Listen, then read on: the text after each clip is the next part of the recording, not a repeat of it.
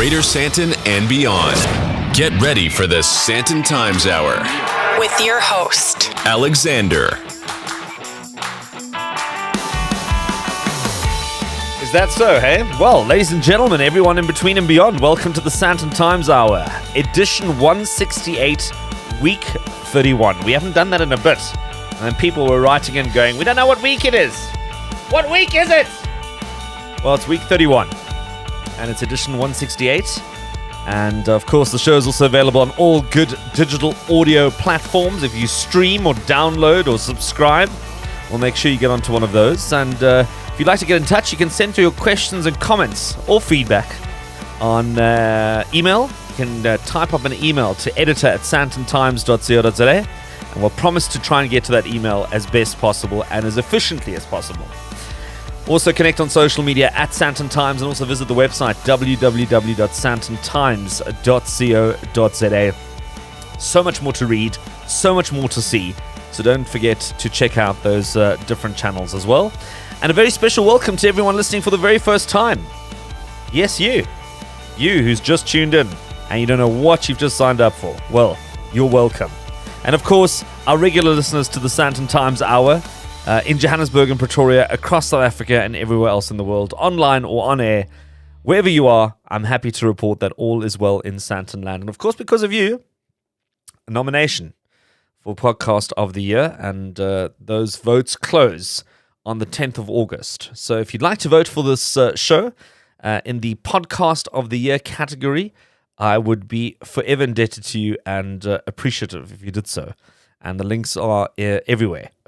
On the website, on the show notes, wherever you go, just go and find a link, just click on it, give us a vote, and you would have done your good deed for the week just before August kicks off. Can you handle it? August, around the corner. I'm joined by Vincenzo, my man behind the mixing desk. Vincenzo, good to see you again. Did you watch the Olympics? Yes, no, I watched the Olympics. I was watching bits and bobs of it. But before we get into the sport part, I know that there was some mixed feelings about that opening ceremony. I mean, how was that? Tons of mixed reviews online. I think I spent so much time on all the different platforms reading the commentary that people were giving. And I think the commentary that people were giving was almost more entertaining than the actual ceremony itself. But yeah, parts of it quite inventive. Parts of it quite disturbing. Interesting to get your thoughts. And if you're listening, let me know. What did you think of the opening ceremony at the Olympics?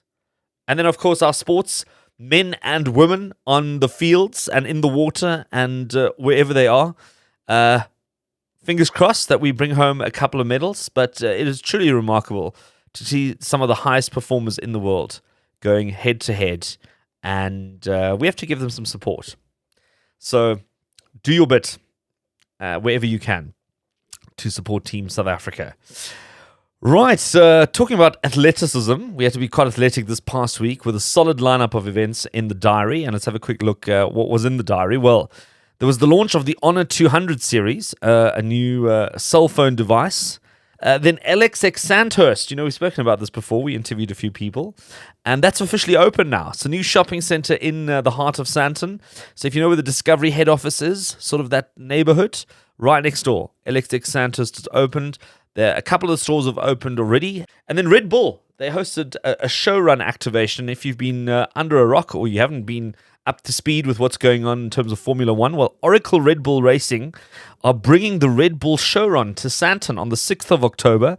And British Formula One legend David Coulthard and the iconic RB7 F1 car are going to be racing up and down the streets of Sandton. If you want to go and attend that, and I see tickets are selling out fast. I had a look yesterday, and I think the first 2 tiers of tickets are already sold out. So make sure you get your ticket. This is going to be really something special. To see a Formula One car rushing around the streets of Sandton, I think this is something you don't want to miss. And the details are on the Sandton Times website. Do some searching and you shall find. So what are we talking about this week? In a bit, I'll be catching up with a well-known entrepreneur and author who has released his latest book, reflecting on his wins and losses in business and in life. Then I'll be chatting to a much-loved South African comedian, and based on some of our previous chats, I think this is going to be quite a spicy one, Vincenzo. So maybe I should say parental guidance is advised, just in case. just to cover ourselves. And finally, I'll be sharing my recent experiences test driving some electric vehicles, which is a very hot topic as well with people, and not as straightforward as it might seem. So all this and more in the next hour. Show some love. Subscribe, share Leave a review and rating for the Sandton Times Hour. on your favorite podcast app now. Hey, just taking a moment during the break to share some exciting news. The Sandton Times Hour has made significant strides and is now nominated for the 2024 APVA Podcast of the Year Award. This achievement is all thanks to your incredible support. I've one more favor to ask you though. Please take a moment to vote for the Sandton Times Hour for Podcast of the Year. Every vote counts, and your participation is vital in deciding the winner. So you'll find the voting link in the show description wherever you listen to the Sandton Times Hour. Voting closes on 10 August 2024. Now, let's get back to the show. Online, on air. Anywhere, anytime. This is the Sandton Times Hour. Entrepreneur and author Knott-Craig has become synonymous with tech startups in South Africa. He's best known for founding Project Isizwe, a non-profit organization managing the largest public free Wi-Fi network in South Africa. And he's also known to have been the CEO of iBurst in 2006, where he built one of South Africa's largest wireless broadband networks. And he also led Mixit, Africa's largest social network, until 2012. Throughout his career, he's founded and funded 21 companies in the technology, media, and telecommunications sector. So it may be no surprise that his latest book is titled Life Lessons, How to Fail and Win. And with that, Alan joins me on the line. And Alan, it's good to have you back on the Sandton Times Hour. It's great to be back. Thanks for the invitation. Well, Alan, I was trying to figure out how do we start this conversation, because there's so much to get into, because you've been involved in so many different projects. And like you say, some of them have been successful and some of them have been a lesson in how to fail and win all at the same time. But I thought, let me quickly just read the first bit of this book, which is the introduction, because this I thought was quite fascinating. And I'm just bear with me for 2 seconds. But it goes off and it starts, for entrepreneurs, privilege means being born in a postal code near wealthy people, going to school with wealthy people, or having powerful parents who can introduce you to wealthy people. I'm privileged. I was born in apartheid South Africa. My dad is a rich white guy and was the CEO of Vodacom. Thanks to his reputation, I've had access to other rich white guys nationwide. That gave me the breaks I needed to be able to raise, make, and lose millions of rands at a relatively young age. Guilty as charged. This book explains what I've done with the lucky ticket I won in the lottery of life. Alan, and then it just gets more interesting when you start turning those pages, because then what comes next is not something you would expect at all. So Alan, I don't even know how to start this, but tell us a little bit more about this early childhood and this life of privilege.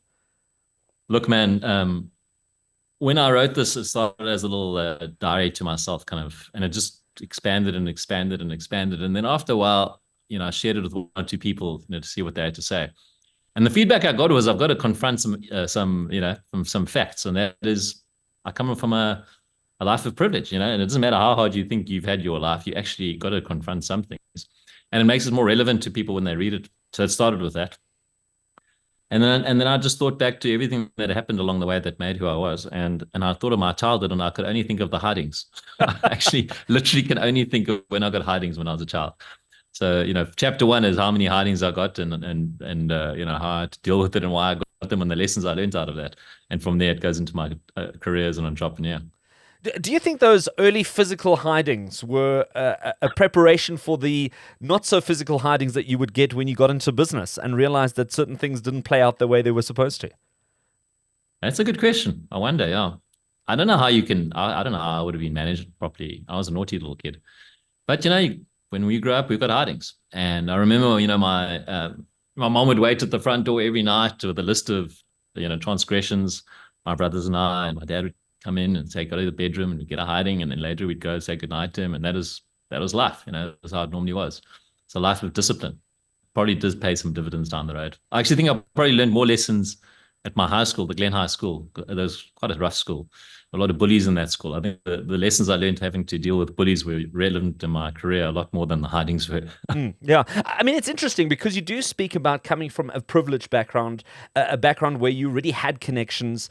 But at the same time, there's something to be said about having those difficulties in life that builds that grit and that resilience that makes successful entrepreneurs. I mean, you don't hear many stories of successful entrepreneurs that were born, had a great childhood, and then were very successful, and that's the end. Nobody wants to read a story like that. Yeah, that's probably Bill Gates' story. But he's done okay. Yeah, no, absolutely. You have to go have some kind of grind along the way. Obviously, a little safety net helps. I think it's very easy to say just take a chance and start a business. But if you've got no fallback position, whether it's a degree or parents or savings or anything like that, then that's a hell of a risk. So I had that. But when I grew up, my old man was still working at the post office, and my mom was a teacher. So it wasn't. He later on became CEO of Vodacom. That was quite nice for me, but it wasn't my high school. And so we went to kind of a regular Model C school, and it certainly wasn't a private school. And I see my kids now, the way they love their school. I hated my school. I mean, I liked some of the people at my school, but I really didn't enjoy going to school for 5 years. It wasn't a fun place to go for me. So, and some of that stuff helped me a little bit later in life when you hit the rough and tumble of business. Yeah. What triggered this book in terms of you wanting to write something like this? Because you've written quite a few books before. They were quite different to this one. This one, as I say, it's very reflective, very personal, a biography, but also some practical advice as well. More like a memoir. I think a biography is quite factual. This is probably incorrect in 100 ways, but this is what I remember. And it started with me on a beach in Bochumsbaai, just typing on my phone, like almost like a narrative of what I experienced in the last 2 years. I did it about a year and a half ago. I just sold Heratel, one of my last businesses. It had been a hell of a fight. There was a hostile takeover. It had been a dramatic thing. I mean, it had been hectic. It was like a 7 or 8 year odyssey that ended with another story by itself.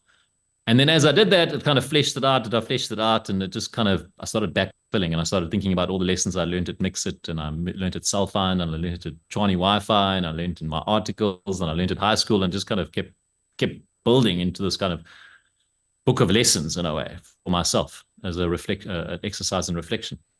And then, when you've written something, it's kind of tempting to kind of share it with a couple of people. And then the people that I shared with it said that it was great. They liked it, particularly the young kind of up and coming professionals and entrepreneurs. They kind of liked this. Yeah, somebody just telling people how the world really works. It's not as pretty as people think it is. There's a lot of luck involved, an enormous amount of luck. I'm definitely the luckiest person I know. And I mean, you can't just all attribute it to work and and brains. It's not that. It's a lot of luck. Things have got to go your way, and there's a lot of failure. But in spite of all the failure, you can come out the other side with your head above water. And it is probably because of this realization that youngsters would love to read that stuff, particularly youngsters that don't come from privileged families and just know how the world works in that regard. That I thought, okay, let's put it out there, So. Well, look, I think it's great. It's good to have sort of a sobering a reality check in terms of, like you say, what business is really like. Because I think there's sort of this perceived idea of what business is supposed to be like, or what being an entrepreneur is supposed to be like. And the first thing people do is print a business card and put CEO on it, and they're like, CEO of what? What are you the CEO of? It's you, your desk, and your laptop. Right. I remember when I did that the first time. It's a great feeling. Yeah, and then I called myself managing director. It was so cool. And then the feeling wears off, and then the reality kicks in, and then you think, like, what am I doing now, right?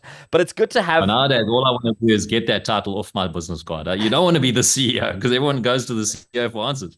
That is the reality of it. Well, and I'm going to take a quick break. I'm chatting to entrepreneur and author Alan Knott-Craig, who's released a new book titled Life Lessons, How to Fail and Win. And we're going to take this quick break, and then more of Alan right after this. Stay right where you are. You're listening to the Sandton Times Hour.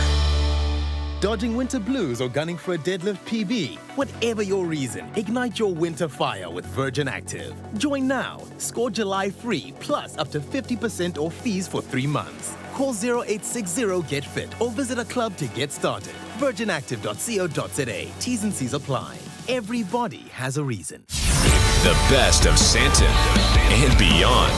You're listening to the Sandton Times Hour. For the break, I kicked off my chat to Alan Knott-Craig, entrepreneur and author of numerous books, but his latest one is titled Life Lessons, How to Fail and Win. And we got into a little bit of his background, his childhood, some of the grit that got him to where he is now. Alan, I'd like to say, naturally gravitated into the tech space. Has that also got a lot to do with the fact that your family's always been sort of in the sort of tech startup space, sort of the pioneering space of mobile telecommunication and so on.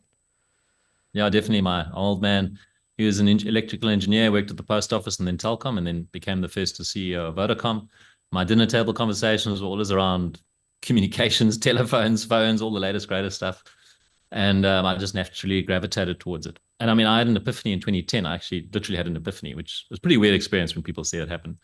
And I just thought to myself, for me, the world would be a better place if there's more information. It's nothing original, but I just finally realized that in my head. And, so in other words, the more information you get circulating around, the better things get.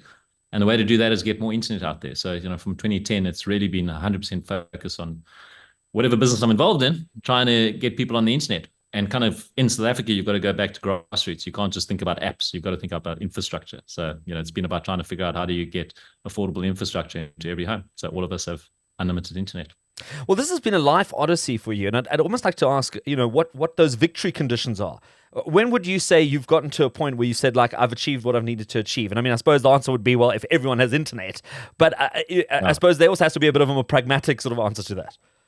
Yeah, I mean, you can't say everyone has internet because everyone actually does have internet in South Africa. The problem is that 80% of South Africans can't afford it. So you can't just say internet, it's got to be affordable internet. And in my opinion, which might be wrong, and I've been wrong on many occasions, but in my opinion, you'll only really get to the point of unlimited affordable internet in South Africa when every single home has fiber, just because of the technical advantages of fiber over wireless, including satellite. So in South Africa, if the goal would be achieved if every single home has got fiber in the home, that's every home in every township, every shack, every single one. But I don't stop there in my dreams. I think there's a whole world out there that's a lot like South Africa, a lot more like South Africa than it is like America or Europe. Places like Bangladesh, Philippines, a lot of African countries, a lot of Southeast Asian countries, a lot of Latin American countries, Mexico. Mexico City has got a massive slum. So it looks like Soweto or Alex or Tembisa. It doesn't look like New York. So the solutions that we come up with here can possibly work there. And for me, the real goal is get every single home in the whole world onto fiber. So then maybe I'll take a break. Yeah, sounds like a one hell of a target. But let's get back to some of the failures, because I think people in general are very scared of failing. There's always like, I'm not going to do something because I might fail. And you've had your fair share of things that haven't played out the way they were supposed to play out. And what has been some of those learnings and maybe some of those things that have given you a chance to sort of dust yourself off, get back up and take on another project? Yeah, no, Brie. I mean, I've failed a lot. My wife has asked me to stop failing, so I'm going to try and stop failing. Personally, that book is about. There's a lot of stuff in there that's quite embarrassing. Not embarrassing, but it's like stumbles and falls. To be honest, that's what people want to read about anyway. They don't want to read about all the things you got right. They want to find out what you got wrong.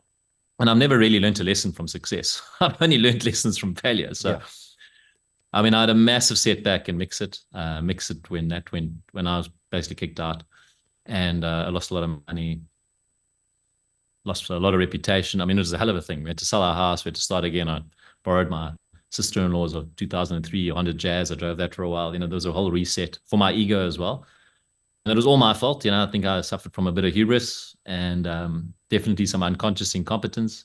We got some of our strategy wrong. Probably the biggest thing I took out of Mix It was strategy. Like, it doesn't matter how hard you're working. If your strategy is wrong, you're going to fail. So, that wasn't great. iBurst was a failure. It wasn't a great success though. So that's maybe, unless you make a success of a business, you should, consider it not having succeeded. It's a failure because you take so much risk. You must try to hit it out of the park. The mistake we made there was thinking that wireless could compete with fiber for data. It can compete with, you can make a lot of money selling voice on wireless networks, but data is a different story. So, but then again, I learned another lesson in Heritel, which turned out to be a great success. We actually built a data-only wireless network, which was very successful. But that's because we had a completely different model to the traditional telco model. And ultimately, that business was also cannibalized by fiber. So, that's become a fully fiber business. You can read the book, but there's 100 lessons in there about things not to do. I wish somebody had told me that stuff when I was 25. I would have saved myself a whole lot of money. Well, yeah, exactly. Don't give away all the books, so otherwise people don't have to read it. But I think a very good gift for somebody who's possibly leaving school or going into their 20s, maybe a bit of a sobering experience. But it sounds like a lot of it was also quite humbling. And I'd also want to almost say, how do you take on a new business without being completely jaded or twisted after having gone through so many knocks?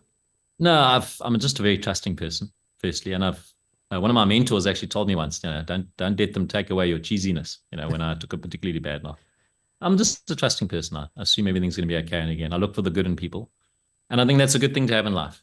I've got some checks and balances around me, like my wife, for instance. She's quite careful about trying to make sure I don't get taken for a ride, and you just get back on the horse. I mean, I think it's quite difficult for people that are very good looking or very intelligent or very hardworking or like duck scholars. I was never any of those. So, those people always have options. They can always get a job. People are always trying to hire them. No one's ever tried to hire me. I mean, I literally couldn't get a job when I finished my CA. So, when you don't have a choice and you've got kids and you've got a mortgage, you make it work. It's, you don't moan and groan. You've got to start a business. You've got to make it work.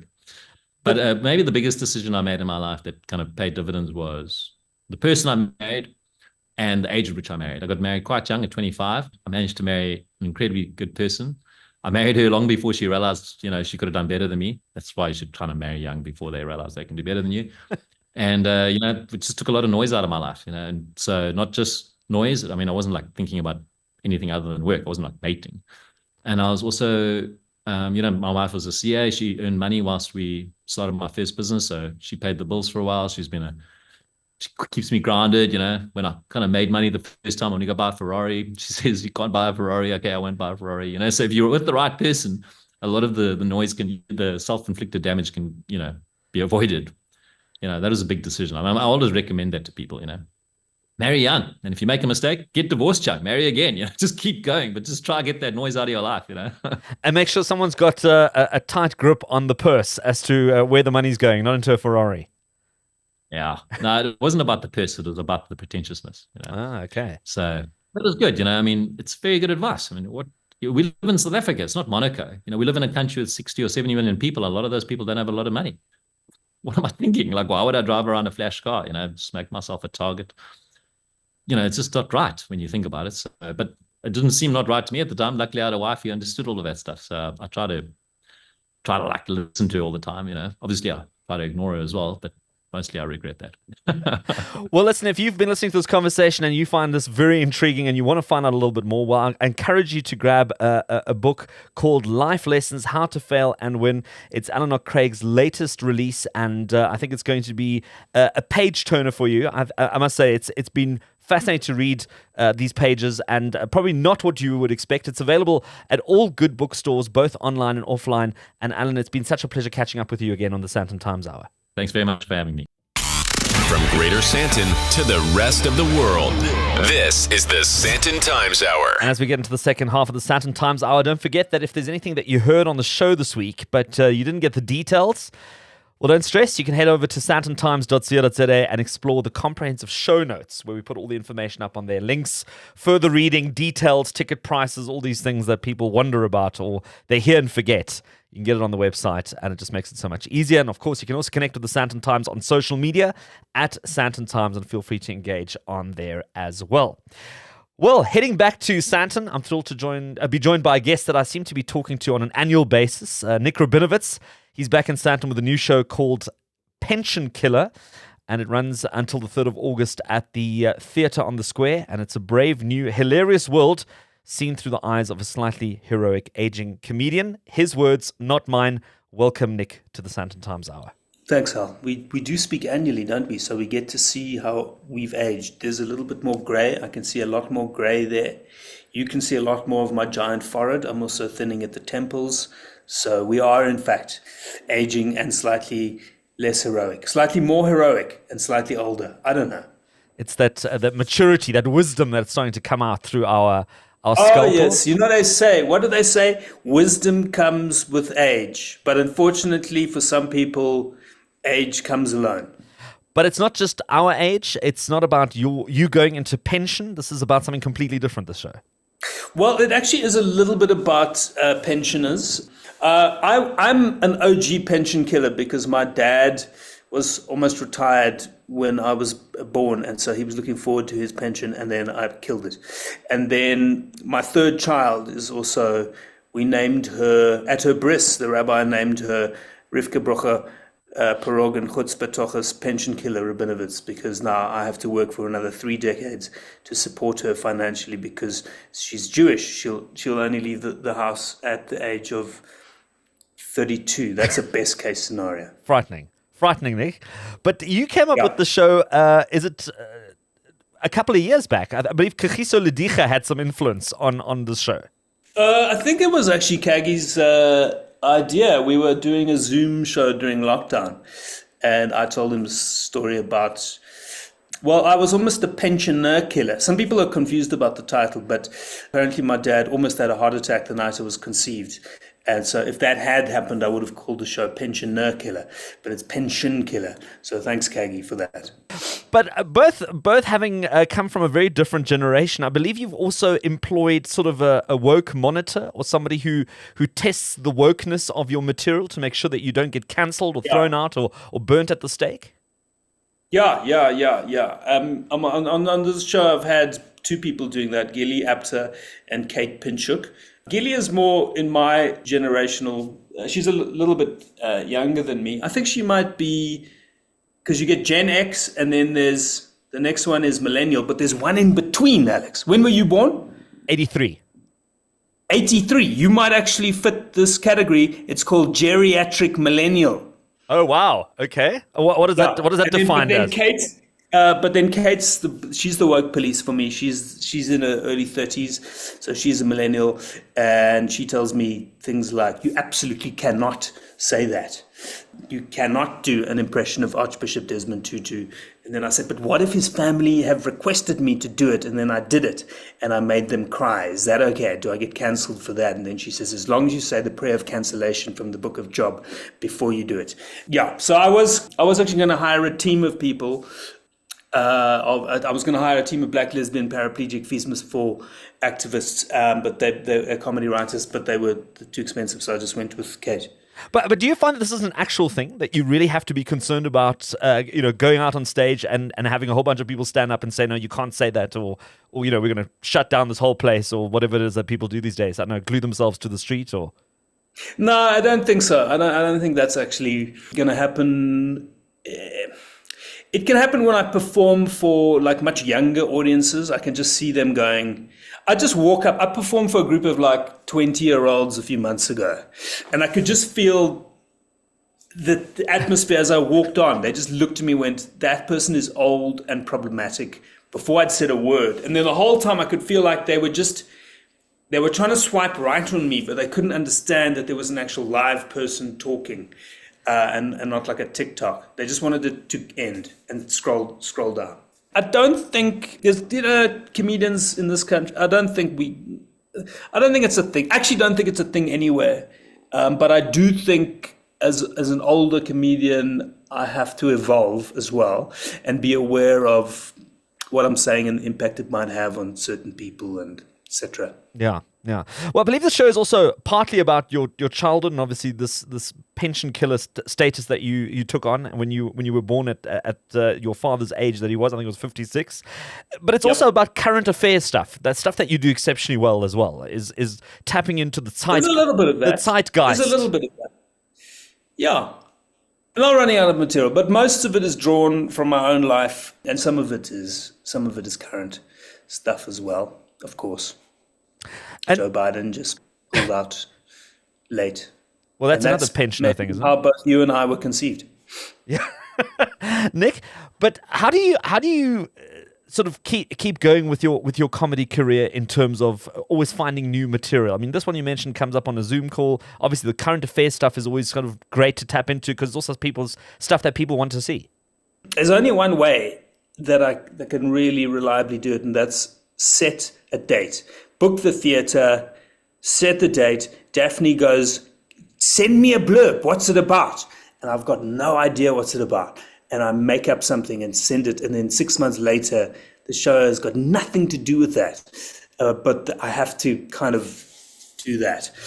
That forces me to collect material from my life. There's no shortage of things that happen to me and stuff people say. What's been some of your most memorable moments on stage? Probably all the bad ones are the most memorable. The good ones are like, yeah, that was nice. performing at the Royal Albert Hall for like 5,000 South Africans in London. But it's really, the memorable ones are really the terrible. Can I say that? Sorry. Being heckled off stage by Johan Rupert at his Leopard Creek golf club, or performing on the other side of an audience, the other side of a swimming pool from an audience in a remote part of Nigeria, and being told to stop because they were eating dinner. And I don't know, I was booked to be an Australian at a Fruit and Veg City conference years ago, where I had to commentate on rat races in an Australian accent. There are many more traumatic moments I could share with you. Okay. All right. Actually, in this show, I talk about some of the memorable times when I thought, this is my big break. This gig, if this gig goes well, we are packing bags for Los Angeles. And I have, those stories are actually, I've put them in this show. And they're some of my favorite moments of like, this is it. And then, oh, this is not it. Debbie, unpack your bags. I fell in a fish pond before I did the show for the billionaire from LA, and had to do the show in a robe, barefoot. We're not moving to LA. But tell me though, do you, apart from people walking away with a good laugh from the show, is there a point where you also try and... Is there a message? Is there a message? Is there a message? Is there a message? Actually, funnily enough, there might be. We're comedians. We're not... this is not a therapy session, but I do talk about therapy and my own journey with depression early this year, and what I've found out from that. And I do share some wisdom from the happiest people in the world. You know who those are? Those are the elderly people that live off an island in Greece, I believe. I can't remember what the name of that island is. Well, those are just a few people, over 100. That was a documentary called, I forget the name, about centurions and this. The World Happiness Report ranks Finland as the happiest country in the world, and so I share some Finnish wisdom about happiness, which is, they say, happiness is the space between too much and too little. Now, I know you're thinking that in a sexual way, but it is also just can apply broadly to your life. No, I was going to make a joke about being Finnish in life, but you know that was just a low-hanging fruit. There is a joke about that in the show, but it's better than that one. And sorry.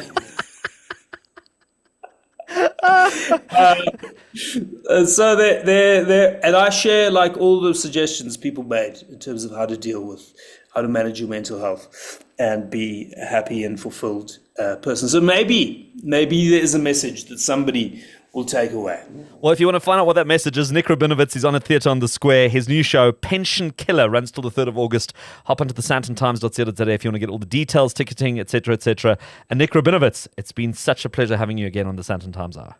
Always great talking, Al. I look forward to speaking to you in 364 days' time. Connect with the Sandton Times. Email editor@sandtontimes.co.za. Well, I promised to talk to you about some experiences I had with driving an electric vehicle, because these things are coming. I mean, it's all over. I was chatting to someone this past week about how when you go catch an Uber in some cities around the world, Miami, Spain, Dubai, they come in a Tesla, or they come in some all-electric vehicle, especially in Madrid. I must say there were quite a few cars where you could actually choose to drive the electric equivalent and it didn't cost you more. And you just do it because you're not used to it, so you think, well, let's give this a try. So I've had the chance to test drive some electric vehicles over the last couple of months. And I thought, well, let me give you a slice of life in terms of a day in the past couple of weeks that I've had where I had to test drive an electric vehicle, an all-electric vehicle. So this is something that has to be charged. There's no petrol, there's no hybrid, there's no other alternative but a battery. And I'd driven the car for a little bit. Admittedly, the charge lasted for a reasonable amount of time. I think I drove for a good 5 days. A reasonable amount. Let's say your trip to work and back type driving. And I now had to charge it because it got to sort of like 10, 15%, and you think, okay, maybe I need to now make a plan to go and charge this car. Now, I don't have a charger at home because I don't need one, because I don't normally drive an electric vehicle. And one thing that I suddenly realized was that if you haven't bought into the ecosystem of an electric vehicle, it does become a little bit challenging. So when I say you haven't bought into the ecosystem, what I mean is you need to have a charging station at least at home, reasonably, and a charging station at your place of work. Because ideally, when you come home, you plug it in, you charge it. If you go to work, you plug it in and you charge it. And you kind of know between work and home, you can kind of charge this car and you'll be fine. You won't sort of get into sort of critical numbers where you feel like this car could stop at any given moment. Because the reality is if that car stops somewhere and the batteries run flat, it becomes a little bit tricky because there's nobody who's going to take a 2-liter soft drink bottle and drive down the road for you and get you some petrol to fill up, because there isn't. And there's no power bank for an electric car. So you're going to have to find a way to charge it. And ideally, that's probably somebody putting it on the back of a tow truck and driving it somewhere where they can actually plug it in. So that's what you want. You're not just buying into the car, you have to buy into the whole system itself. So now, where do you go charge it? So I had a couple of meetings the one day. One of it was actually a conference. And the only option was to take it to a mall, which had a charging station, the closest one. What a lot of people also don't realize is that there's differences between the charging stations. So you get charging stations that are really fast, and then you get charging stations that are quite slow. And when I say quite slow, you're saying, well, it might take you 6 to 8 hours to charge. Those super fast ones can do it maybe in an hour, 2 hours, which is great. Yet you have to commit that time to actually do it. I mean, there was one lady who said to me, well, I take my electric car to a place somewhere in Rosebank. They've got a fast charging station, and then I have to work from a coffee shop close by for those hours, that 1 hour or 2 hours. And if you can do that, if you're prepared to do that, if you've got the time to do that, it's great. But, not everyone has time to just take 2 hours out of their day once a week or twice a week to go park off somewhere and work from there. So in my case, I had to go and find a mall to plug this in. I decided, well, I'm going to go plug it in at a mall close by, and then I can take a walk to the gym, go to the gym for an hour or so, and then come back and hopefully pick up the charged car. Well, needless to say, this was one of those slow chargers, so it didn't really charge much. It probably charged a percentage or two. Plus, you obviously then have to pay for the parking because the charger is in the mall. So you have to think, well, am I prepared to do this on a regular basis if this was the state of affairs? Then I realized, well, I need to at least get to the conference. So it was enough of a charge to get me to the conference. But then if I get to the conference, I thought, well, what happens then? Is there a place to plug it in there? So anyway, so it was luckily also once again in sort of a multi-structured space where they've got offices and they've got retail spaces and there's a conference center, etc. So I thought, okay, well, they must have a charging station. And I eventually got there and drove around for a little bit, trying to spare the battery as much as possible. And then eventually asked one of the security guys, listen, do you know if there's a charging station in this precinct? And they said, yes, they've just installed one. There's one sort of somewhere. Let me just get in the car with you. Let's go there. So I get him in the car. We take a drive and we go underground and we find this charging station that has been mounted against a wall.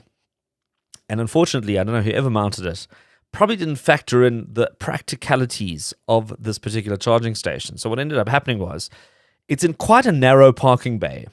But to add insult to injury, right next door to this narrow parking bay is another parking bay, and a contractor had decided to park his massive bucky with all its peripheral accessories right next to it, which means that you normally need, I'd probably say comfortably, sort of half a meter around the car to try and comfortably get out the car, plug it in, have space for the charging station, etc., etc. So when you've got someone parked right next to you, it is almost impossible to try and get out of that car and still do all the things that you have to do, because you have to kind of reverse the car in to make sure that the charging port is on the right side of the charging station, etc. So to cut a long story short, I had to reverse it in, realize I'm not going to get out of the car in a suit, and then had to climb out through the passenger side of the car to get out of the car, plug it in, and then when I came back, and thank goodness this was a fast charger, so in an hour and a bit when I was at this conference, the car charged sufficiently.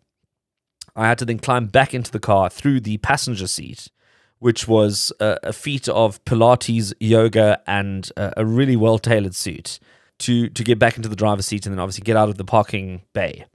And it's entertaining and fun and a great dinner time story when you do it once.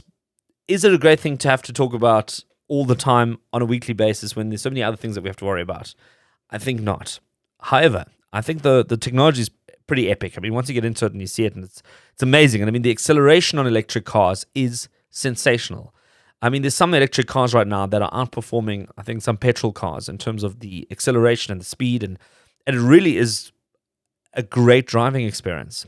Yet I think we're still trying to iron out some of the practicalities of it, and it kind of almost reminds me about the early days of cell phones and the early days of the internet. I mean, remember we had to like dial up to the internet with a dial-up modem, and it sort of made those funny noises, and you couldn't phone people whilst you were on the internet, and all those things.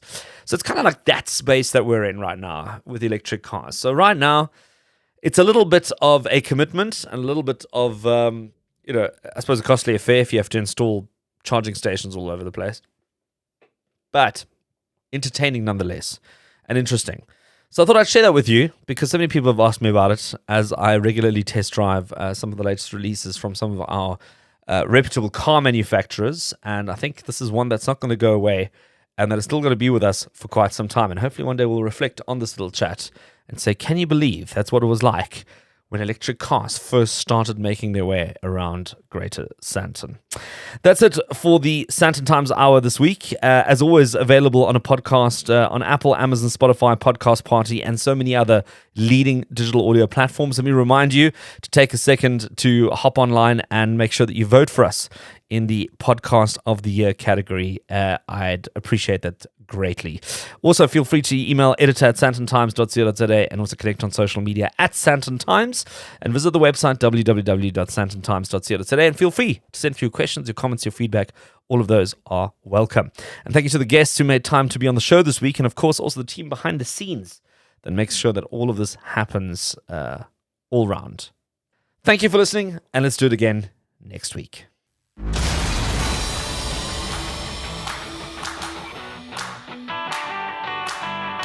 That's it for this week. Thanks for listening to the Sandton Times Hour. And if you enjoyed it, be sure to share it.